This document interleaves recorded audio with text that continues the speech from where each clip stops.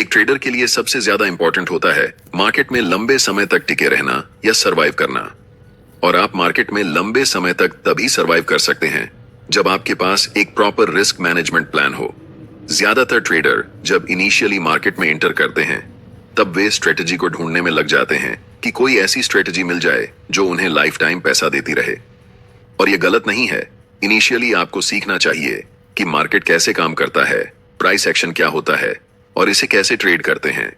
लेकिन सिर्फ स्ट्रेटजी से आप लंबे समय तक मार्केट में टिक नहीं सकते, क्योंकि 99% लोग जो मार्केट में बिगिनर होते हैं उनके पास अच्छी स्ट्रेटजी होने के बावजूद वे अपने पैसे को लूज कर देते हैं, क्योंकि उनके पास एक प्रॉपर रिस्क मैनेजमेंट स्ट्रेटजी नहीं होती। इंटरनेट पर ज्यादातर इन्फ्लुएंसर सिर्फ आपको प्रॉफिट के बारे में बताते हैं। बहुत ही कम ऐसे टीचर होते हैं जो आपको लॉस के बारे में बताएंगे। लेकिन जब कोई ट्रेडर मार्केट में एंटर करता है तब उसे मार्केट में रियलिटी चेक मिलता है, जिससे उसे समझ में आता है कि अब हमें कैपिटल को बचाना होगा, क्योंकि जब आपके पास कैपिटल रहेगा तभी तो आप ट्रेड कर पाएंगे ना।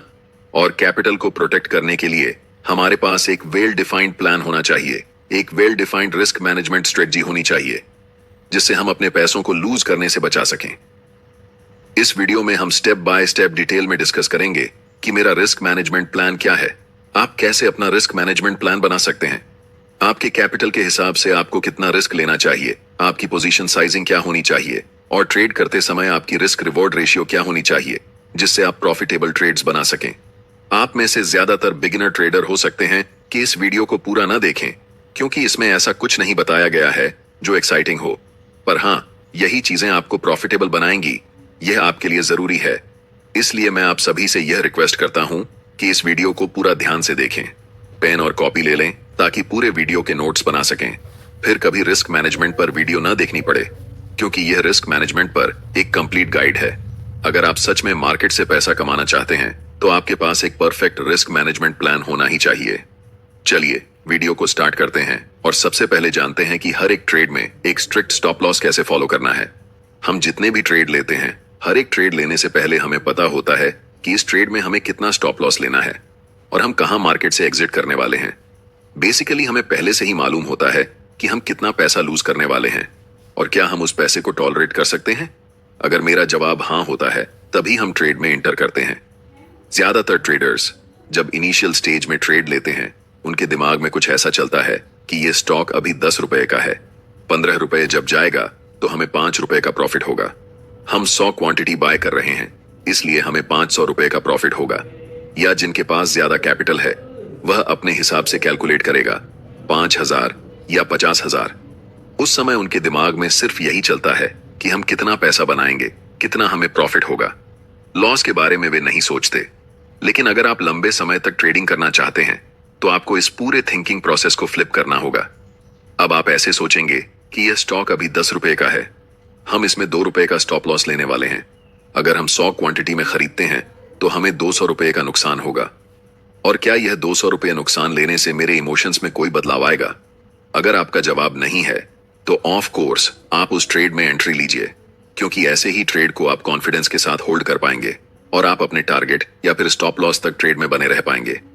जब भी चार्ट्स पर मेरा सेटअप बनता है तब एंट्री लेने से पहले हम स्टॉप लॉस के बारे में सारी चीजें अच्छे से कैलकुलेट करके अपनी रिस्क कैपेसिटी के हिसाब से एक फिक्स्ड क्वांटिटी के साथ ट्रेड एग्जीक्यूट करते हैं।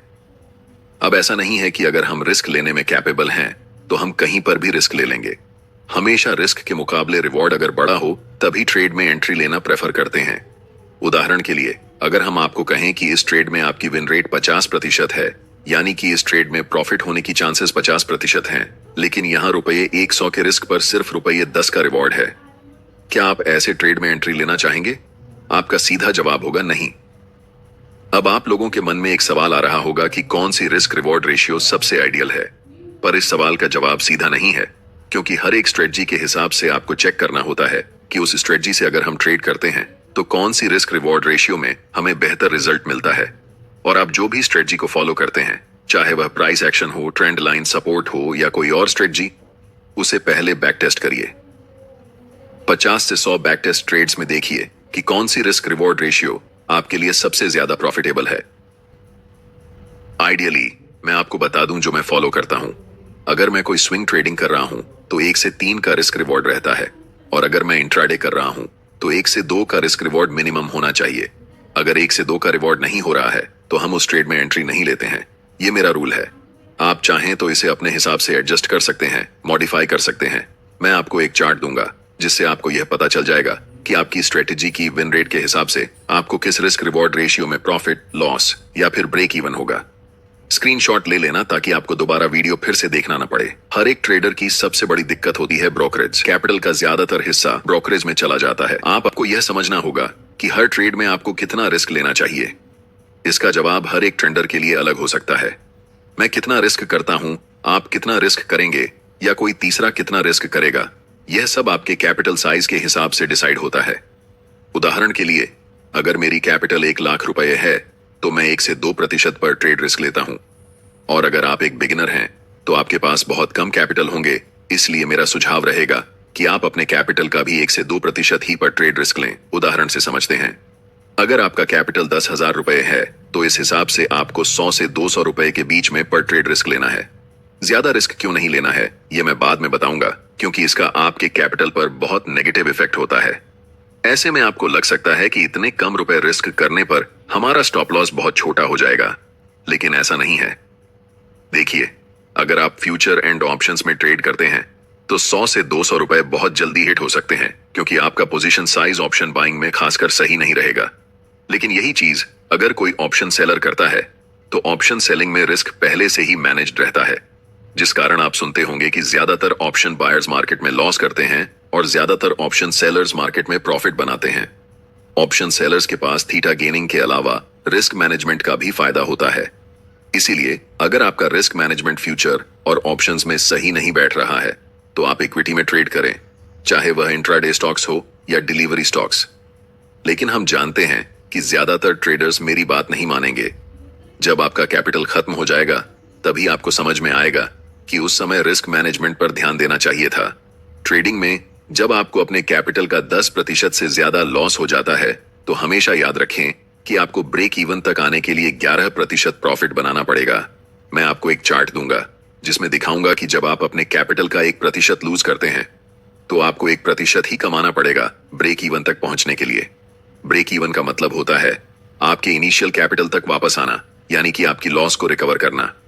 अगर आप 5% लॉस करते हैं तो भी आपको 5% ही कमाना पड़ेगा, लेकिन जब आपका लॉस 10% हो जाता है तो आपको 11% कमाना पड़ेगा।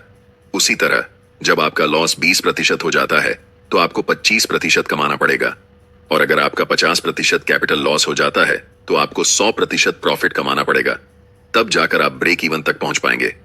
इसी वजह से मैं कह रहा था कि आप मिनिमम रिस्क लें ताकि आपको ब्रेक इवन तक पहुंचने में ज्यादा मेहनत ना करनी पड़े या अपने लॉस को रिकवर करने में दिक्कत ना हो।